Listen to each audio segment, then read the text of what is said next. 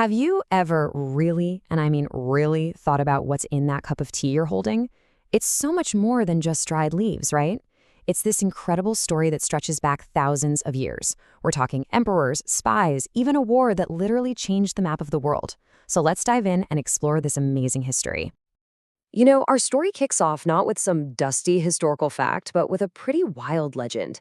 Picture this: the mythical Chinese emperor Shen Nong, the guy who supposedly invented agriculture. The story goes he's out in the woods and accidentally poisons himself 72 times in a single day. Yeah, you heard that right, 72. And just as he's about to check out, a single leaf flutters down into his mouth. He chews on it and boom, it brings him back from the brink. And that magical leaf? Well, that was supposedly tea. It's a great story, right? But what's the real history here? Let's kind of peel back the layers of myth and look at what the archaeologists have actually found. Okay, so obviously tea isn't some magical cure for poison. But honestly, the true story is just as amazing. This wasn't a magic potion. It was one of the very first plants that humans ever figured out how to grow on purpose. Archaeologists have found solid evidence that people in China were cultivating tea a whopping 6,000 years ago. Now, to put that into perspective for you, that's about 1,500 years before the Great Pyramids in Egypt were even built. That is a long, long time for this humble little plant to be a part of human history.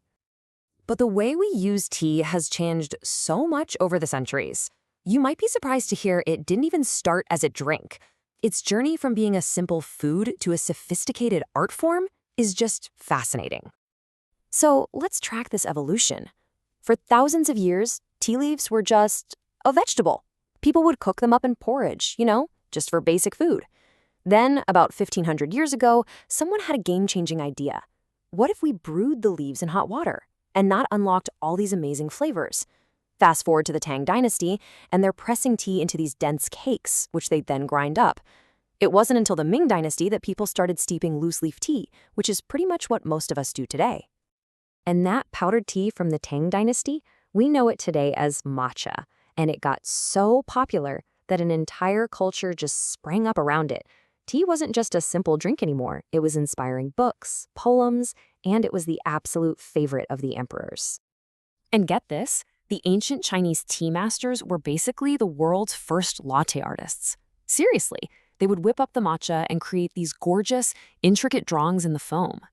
So the next time you see a barista making a fancy design in your coffee, just remember you're looking at a tradition that's over 1,000 years old. For a long, long time, tea was China's best-kept secret. But, a drink this good was bound to get out eventually. So now we get to the next chapter, how this amazing leaf started its journey around the world. The secret first got out way back in the 9th century. A Japanese monk brought a tea plant home with him, and that single plant was the beginning of Japan's famous tea ceremony culture. It took a few hundred more years to get to Europe, thanks to Dutch traders in the 1600s. But it was a Portuguese queen, Catherine of Braganza, who really made tea a sensation. When she married King Charles II of England, she made it the trendiest drink in the entire English court. So here's the key thing to understand. Even as the world was falling in love with tea, there was really only one place you could get it: China. They had a total monopoly. Along with silk and porcelain, tea gave China a massive amount of economic power on the world stage. And having a monopoly on something everyone wants, well, that set the stage for a much, much darker chapter in our story. The world's craving for tea was about to lead to addiction, exploitation, and, believe it or not, a full-blown war. The amount of money at stake here was just astronomical. By the 1700s, tea was selling in Europe for 10 times the price of coffee. 10 times! The profits were so huge that companies started building the fastest ships the world had ever seen, the famous clipper ships, just to beat their rivals and get their tea to market first. And this really shows you the problem that was brewing. On one side, you have China, exporting its incredible goods: tea, silk, and porcelain. For a while, the British paid for it all with silver, but they started running low on silver, so they needed something else to trade. Their answer? Opium, which they grew in India and started pumping into China. The result was a total catastrophe, a massive public health crisis, as millions of people in China became addicted to opium. So in 1839, a Chinese official had enough. He seized and destroyed a huge shipment of British opium. Britain's response was fast and it was brutal. They declared war. The First Opium War had started. After 3 years of fighting, China lost. The consequences were absolutely devastating. The ruling Qing dynasty was forced to sign over the port of Hong Kong to the British and agree to terrible trade deals. It was a blow that weakened China's position in the world for more than 100 years. But the story doesn't end there. Not even close. Britain wasn't happy just trading for tea anymore. They wanted to grow it themselves. And that led to one of the boldest acts of industrial spying in all of history. So the British East India Company came up with a plan. The mission was simple, but it was incredibly audacious. They were going to break China's monopoly on tea once and for all. And for a mission like this, you need a special kind of agent. Their man was a Scottish botanist named Robert Fortune. You could basically say his new job was international plant spy. What Fortune did was unbelievably dangerous.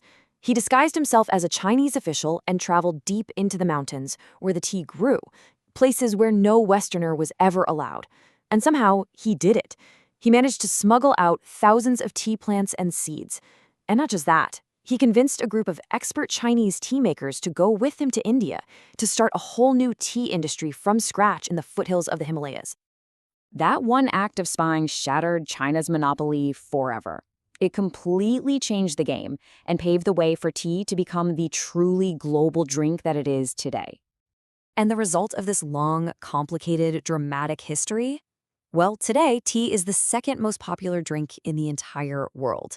The only thing we drink more of is water. That's it. From a legendary leaf in China to a cup in pretty much every kitchen on the planet. And that global spread has led to this incredible variety of tea traditions. You've got the salty, rich butter tea that people in Tibet drink to survive the cold, or the super sweet, strong riza tea served in tiny glasses all over Turkey.